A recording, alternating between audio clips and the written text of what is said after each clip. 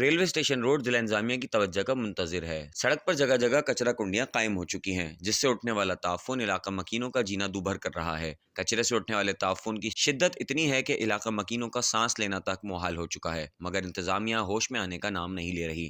اس کے علاوہ زہر آلودہ ماحول انسانی صحت کو شدید متاثر کر سکتا ہے، جس سے علاقے میں مختلف قسم کی بیماریاں پھیلنے کا بھی خدشہ ہے، مگر بلدیہ اعلیٰ حیدرآباد نے علاقہ مکینوں کو پریشانیوں میں دھکیلنے کی قسم کھائی ہوئی ہے۔